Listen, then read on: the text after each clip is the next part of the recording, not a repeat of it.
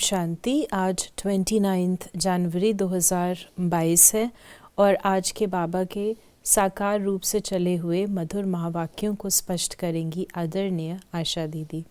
ओम शांति दीदी। ओम शांति। बाबा ने कहा, मीठे बच्चे, आत्मा को निरोगी बनाने के लिए रूहानी स्टडी करो और कराओ, रूहानी हॉस्पिटल खोलो।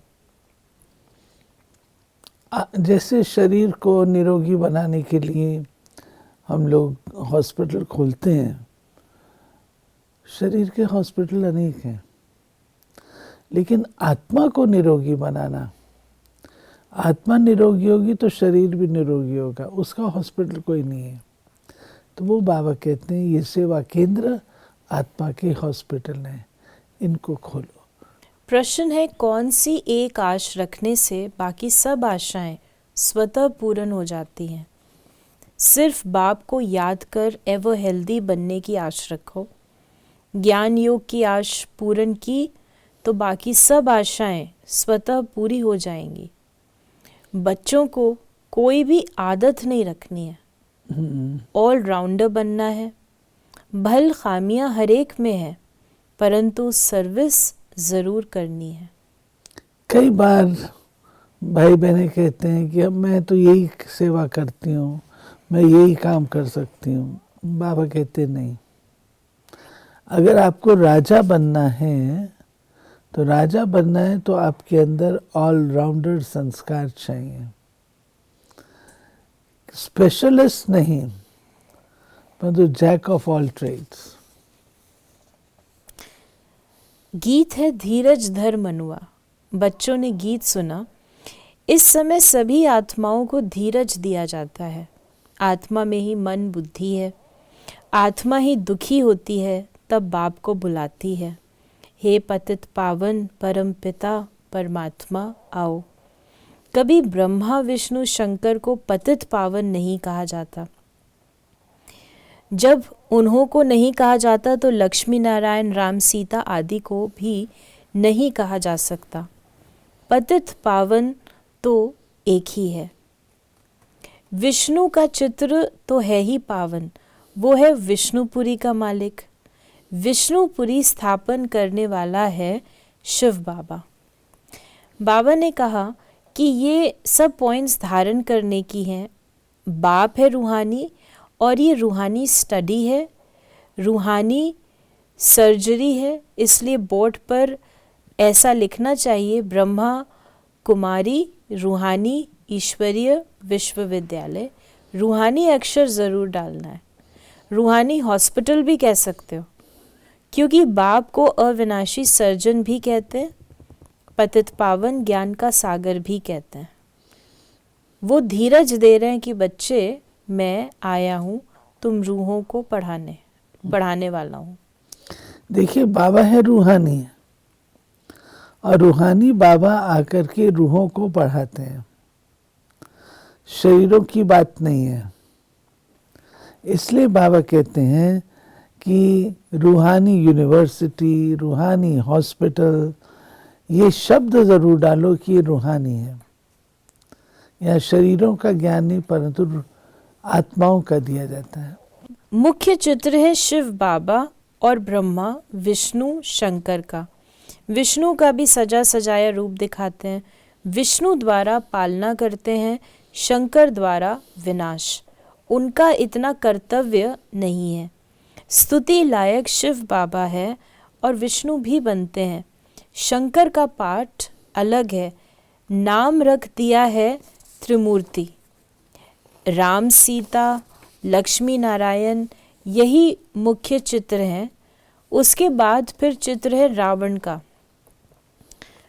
तो बाबा ने कहा वो भी बड़ा 4 बाय 6 फुट का बनाना चाहिए। रावण को वर्ष वर्ष जलाते हैं, इनसे आपका क्या संबंध है? तो इस प्रकार बाबा ने हम बच्चों को चित्रों पर सेवा के लिए बताया। फिर बाबा ने कहा दिल्ली में बहुत आएंगे, अच्छे और बुरे तो होते ही हैं, बड़ी संभाल करनी चाहिए, इसमें चाहिए पहचान। चीफ जस्टिस से ओपिनियन कराते हैं, वो भी नामी ग्रामी नंबर 1 है। प्रेसिडेंट, और चीफ जस्टिस इक्वल हैं, एक दो को कसम उठवाते हैं। ज़रूर कुछ समझते हैं तब तो उद्घाटन करेंगे ना। कंस्ट्रक्शन का ही उद्घाटन करेंगे, डिस्ट्रक्शन का तो उद्घाटन नहीं करेंगे। बाबा कहते जब आप करते हो सेवा, उसमें स्पेशली दिल्ली को बाबा याद करते हैं कि दिल्ली के ऊपर जिम्मेवारी भी ज़्यादा है और दिल्ली में अनन्य रत्न भी बहुत है।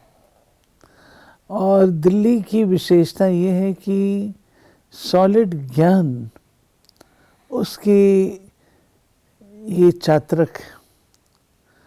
तो बाबा कहते हैं कि ये चीज़ें जो हैं वो स्पष्ट करो। जैसे बाबा ने रावण का बताया, चित्र बनाते बनाते रावण का भी बनाओ, लोगों को रियलाइज़ हो कि सच में ये रावण राज्य है। तो ये सब कार्य करने के लिए बाबा कहते विशाल बुद्धि चाहिए होती। बाबा ने कहा गपोड़े मारते रहते हैं, इसलिए प्रदर्शनी में कभी भी बुद्धुओं को समझाने के लिए नहीं खड़ा करना चाहिए। समझाने वाले भी होशियार चाहिए। किस्म किस्म के मनुष्य आते हैं। बड़े आदमी को कोई भुट्टू समझावे तो सारी प्रदर्शनी का नाम बदनाम कर देंगे। बाबा बतला सकते हैं फलाना फलाना किस प्रकार का टीचर है। सब एक जैसे होशियार भी नहीं है, बहुत देह अभिमानी भी हैं। फिर बाबा ने कहा अब बाप कहते हैं हे आत्माएं, तुम्हारे सुख के दिन आ रहे हैं। स्वर्ग का नाम तो सब गाते हैं, परंतु स्वर्ग में भी नंबरवार मर्तबे हैं, नरक में भी नंबरवार दर्जे हैं। विजयमाला में पिरोने वाले राज राजेश्वरी बनते हैं। हम पूछते भी हैं ज्ञान ज्ञानेश्वरी जगत अम्बा से तुम्हारा क्या संबंध है। ज्ञान ज्ञानेश्वरी को ईश्वर ज्ञान देते हैं तो राज राजेश्वरी बनती हैं। जगत अम्बा को भी बहुत बच्चे हैं और प्रजापिता ब्रह्मा को भी बहुत बच्चे हैं। कितनी सूक्ष्म बातें हैं, मनुष्य समझ ही नहीं सकते कि प्रजापिता ब्रह्मा और जगत अम्बा ये कौन है। प्रजापिता ब्रह्मा के मुख वंशावली होंगे ना। बाबा हम बच्चों को कनेक्शन बता रहे हैं कि जगदम्बा में और श्री लक्ष्मी में क्या संबंध है। दोनों अलग अलग हैं, वो एक जन्म है, वो दूसरा जन्म है। परंतु ये भी ज्ञान है कि जो ज्ञान ज्ञानेश्वरी है वही राजराजेश्वरी बनती है। क्यों? क्योंकि उसने ज्ञान दे करके अनेकों आत्माओं की बुद्धि योग को बाबा के साथ लगाया था। खुद भी कमाई की थी, औरों को कमाई करने योग्य बनाया था। तो उसको श्री लक्ष्मी का स्टेटस नेक्स्ट जन्म में प्राप्त होता है। सेंसिबल जो होंगे वो झट पूछेंगे, हमको ये बात समझ में नहीं आती कि प्रजापिता ब्रह्मा और जगत अम्बा का आपस में क्या कनेक्शन है। जो इतने बच्चे मुख से हुए हैं, ऐसे ऐसे प्रश्न पूछने से आने वालों की बुद्धि का भी पता लग जाएगा।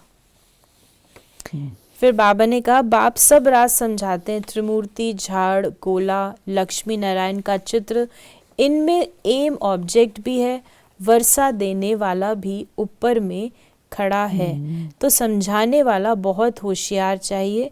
प्रश्नावली भी बहुत अच्छी है। फिर बाबा सेवा के साधनों के विषय में बता रहे, चित्रों के बारे में, प्रश्नावली के बारे में, और ऐसे ऐसे ज्ञान की ये बातें स्पष्ट करो। चित्र तुम्हारे मांगेंगे तो बहुत होने चाहिए। सर्विस के लिए विशाल बुद्धि चाहिए। खर्चा तो होगा ही, पैसे तो खर्च करने के लिए ही हैं। खर्च करते जाएंगे तो आते जाएंगे।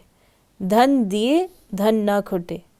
बच्चे तो बहुत बनते जाएंगे, पैसे तो सर्विस में ही लगाने हैं।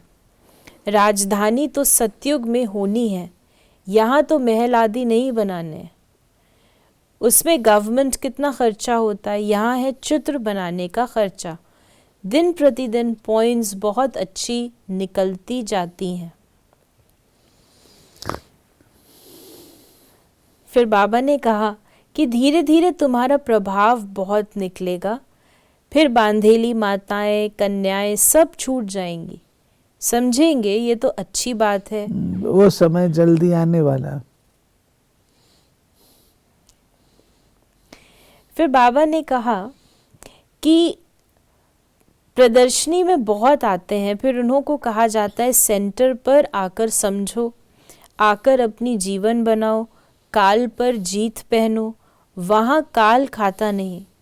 एक कहानी है, यमदूत लेने गया तो उनको कहा तुम अंदर घुस नहीं सकते। ये बड़ी समझने की बातें हैं। इसमें बड़ी विशाल बुद्धि चाहिए और देही अभिमानी चाहिए। हम आत्मा है, पुराने संबंध और पुराने शरीर का भान नहीं रखना है। अब नाटक पूरा होता है, हम वापस जा रहे हैं। हमारा संबंध है बाप से और नई दुनिया से। ये बातें सिमरण करनी पड़े। ये ज्ञान मिल रहा है तुमको भविष्य नई दुनिया के लिए, दोनों के लिए, वर्तमान के लिए भी है और भविष्य के लिए भी है।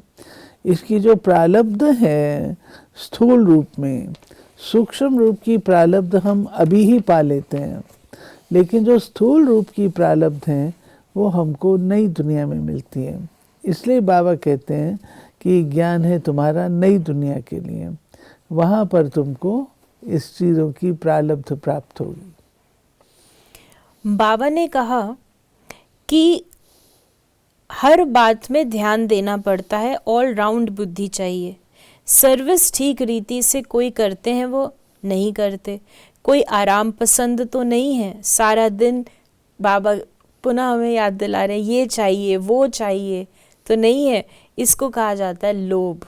कपड़ा अच्छा चाहिए, भोजन अच्छा चाहिए, आशाएं बहुत रहती हैं।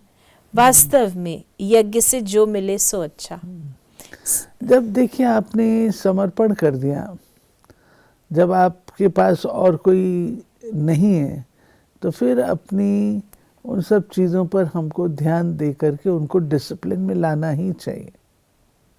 फिर बाबा ने कहा बाबा ने मकान भी हॉस्पिटल और कॉलेज के ढंग से बनवाया है। कॉलेजों में कोई श्रृंगार नहीं होता, सिंपल होता है। कॉलेजों में श्रृंगार नहीं होता, सिंपल। अगर कॉलेजेस में ऐसा हो तो पढ़ाई क्या होगी। आज बाबा ने वरदान दिया, शक्तिशाली याद द्वारा परिवर्तन, खुशी और हल्केपन की अनुभूति करने वाले स्मृति सो समर्थ स्वरूप भव। शक्तिशाली याद एक समय पर डबल अनुभव कराती है। एक तरफ याद अग्नि बन भस्म करने का काम करती है, परिवर्तन करने का काम करती है, और दूसरे तरफ खुशी व हल्केपन का अनुभव कराती है। ऐसे विधि पूर्वक शक्तिशाली याद को ही यथार्थ याद कहा जाता है। ऐसी यथार्थ याद में रहने वाले स्मृति स्वरूप बच्चे ही समर्थ हैं। ये स्मृति सो समर्थी ही नंबर 1 प्राइज का अधिकारी बना देती है। और स्लोगन है, अनुभवी वो है जिसकी दिल मजबूत और बुजुर्ग है।